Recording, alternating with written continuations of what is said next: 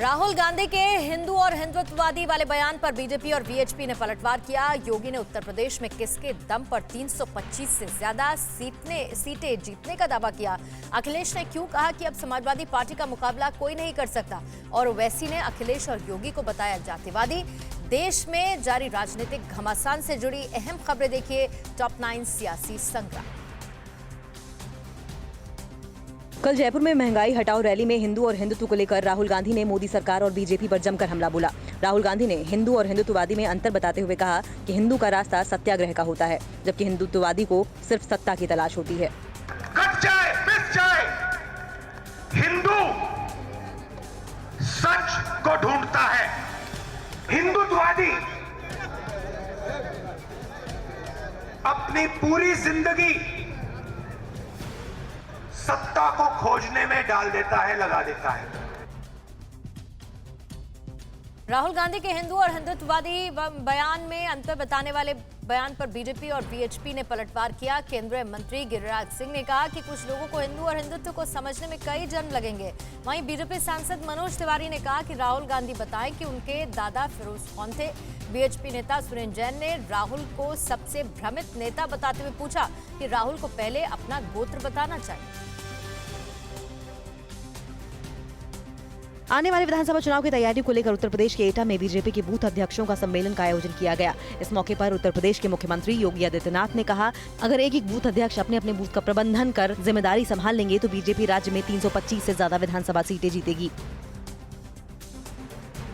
उत्तर प्रदेश के एटा में हुए बीजेपी के बूथ अध्यक्षों के सम्मेलन को संबोधित करते हुए पार्टी के राष्ट्रीय अध्यक्ष जेपी नड्डा ने समाजवादी पार्टी और कांग्रेस पर जमकर हमला किया। नड्डा ने कहा कि जब हम गन्ने की बात करते हैं तो उनके मुंह से जिन्ना निकलता है। सभी राजनीतिक पार्टियां वोट बैंक और जातिवाद से जुड़ी हुई हैं, लेकिन बीजेपी सबका साथ, सबका विकास और सबका विश्वास करने वाली पार्टी है।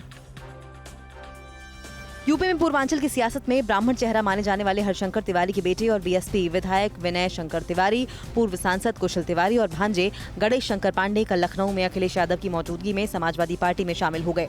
एसपी अध्यक्ष अखिलेश यादव ने कहा कि तिवारी परिवार के आने के बाद समाजवादी पार्टी का अब कोई मुकाबला नहीं कर सकता।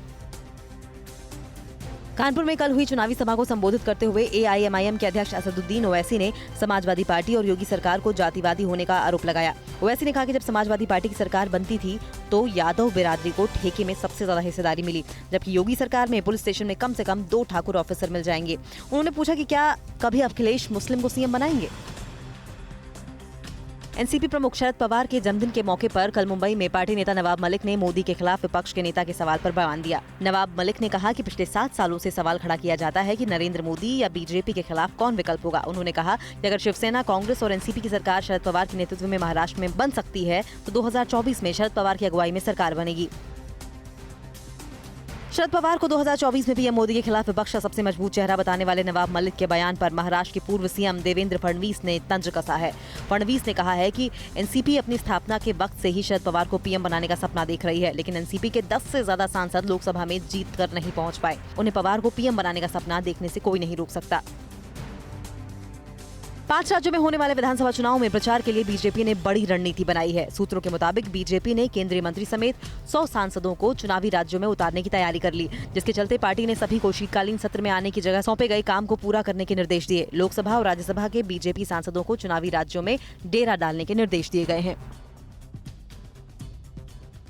परवाह देश की, सोमवार से शुक्रवार रात 10 बजे TV9 भारतवर्ष पर।